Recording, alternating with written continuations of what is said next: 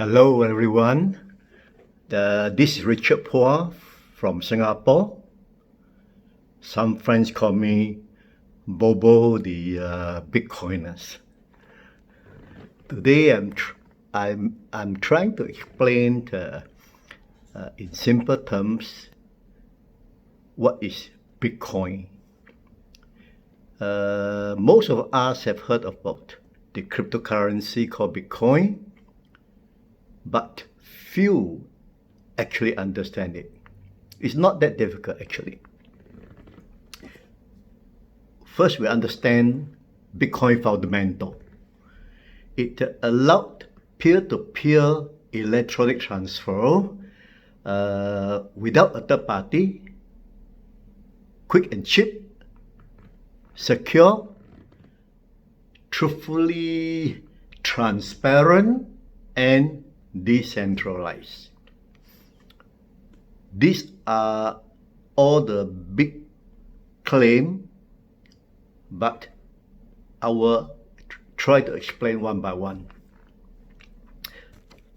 First, let's start with peer-to-peer electronic transfer. Actually, this is nothing new.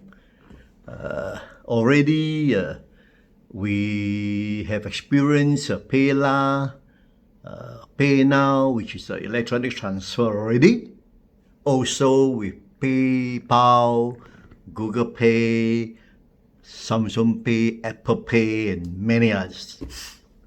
They are fast and almost immediate. Bank applications like PayLah and PayNow is free today because they want people to gain confidence and get used to it. In the future, there might be a small fee imposed when they have enough market coverage. Whereas in the case of PayPal PayPal or non-bank application, they are all charge a fee, mostly to the merchant or seller. The big difference in Bitcoin is a peer-to-peer transfer, which means to say A transfer to B anywhere in the world, as long as there is an internet and there is no third party in between. So A can transfer, let's say A can be in Singapore and B can be in Timbuktu or any corner of the world. And the fee charge is very negligible. It solely depends on the byte of the message. Computer terms byte. For example, if A sent 0.01 Bitcoin to B, which is equivalent to today the Bitcoin price went up, say 11,000. So 0.01 means $110 US. And based on the existing Bitcoin fee, is roughly $50 to $1 for that transaction. Similarly, if A were to send 1,000 Bitcoin, 1,000 means 11 million US dollar now. The fee charge could be a few dollars. Why? You see, in Bitcoin ecosystem, the charge is not about the amount that you transfer. It's about the byte used in that message. So the difference between two messages is only the 0.01 and the other figure is 1,000. How much byte difference can these two be? So now you understand why the fee charge is relation to the amount sent is insignificant. If you were to send equivalence of $10 million, $100 million, the fee is still insignificant because there is no other charges, no middleman, no manpower, no third party, everything. Whereas in the case of the bank transfer, or PayPal or Western Union Bank, A has to go through a third party. In the case of PayPal, and then PayPal will have to go through the local bank because of the currency differences, then to the recipient bank, and then again convert back to local currency before reaching B. You see the long journey.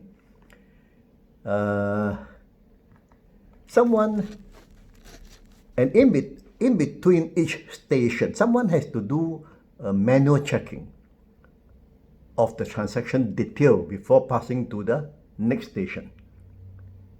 It incurs high manpower and cost, of course.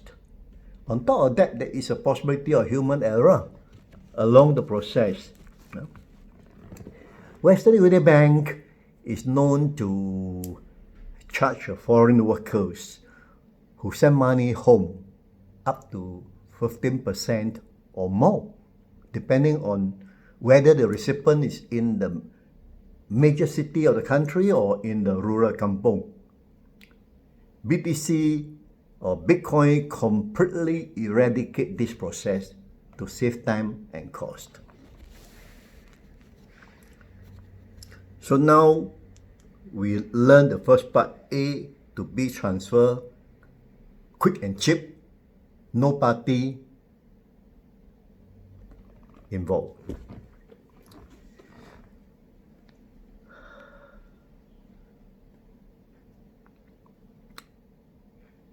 Bitcoin ecosystem programming is written in open source, which means to say anyone can see the code.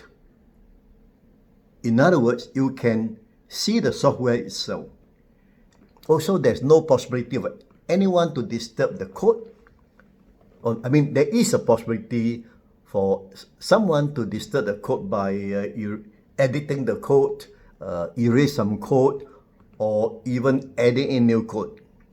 Yet, you see Bitcoin network has been operating for the last 11 years without any interruption. Why? I'll explain later on the open source.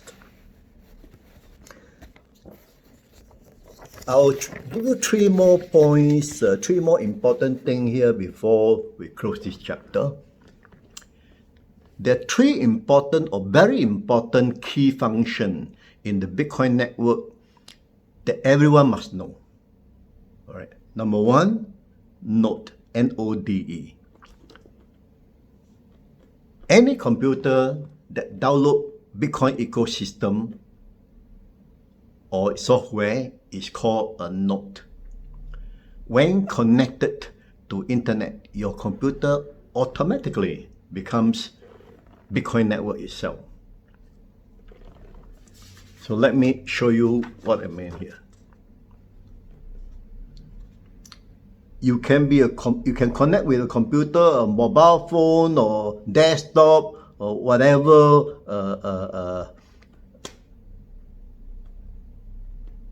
machine you're using that connect to the Bitcoin network. So once you are connected to the network, download the software, you are a node. I will explain to you what the node do in the next chapter. Then you have consensus. Everything in the Bitcoin ecosystem is made or every decision, is made by consensus. No one single person or a group of people can decide what the system should be doing.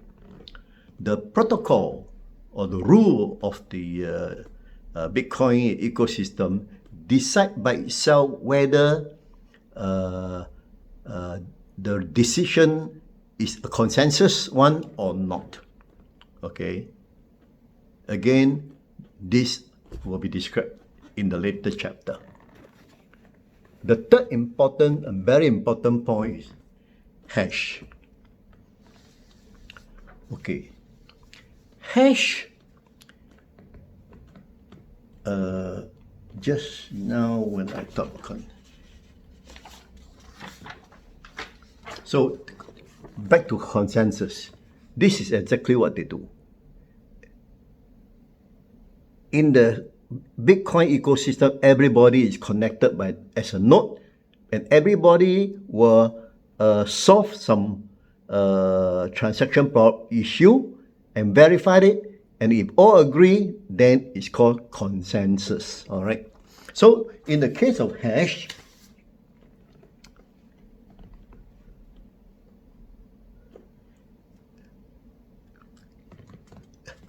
hash is a very high-powered mathematical cryptography crunching of data into non-intelligent string of alphanumerical characters jumbled up with small and capital letters to form a string. So, example, in the simple term that we know, 2 plus 3 is equal to 5, right? But in the case of hash, you cannot see with naked eye the number 5 because it was cryptographically crunched into long string of characters. Impossible for human to understand. Let me show you an example. This is a hash. If you input a sentence or a transaction, the hash function will crunch it up and come up with this kind of numbers, alphanumeric. How can you understand this thing? So this hash is very, very important in the whole Bitcoin ecosystem because that really verify, clarify, certify that the input and the output is correct and true.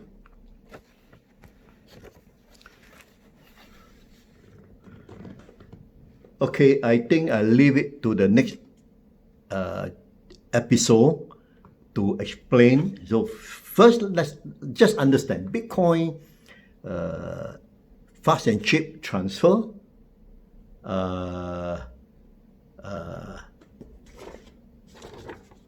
Okay, it's open sourced.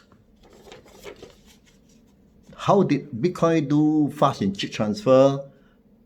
Yeah, this is where I will explain in the next chapter, where the 3 terms I just mentioned, the node, the consensus, the hash, do their work. Okay?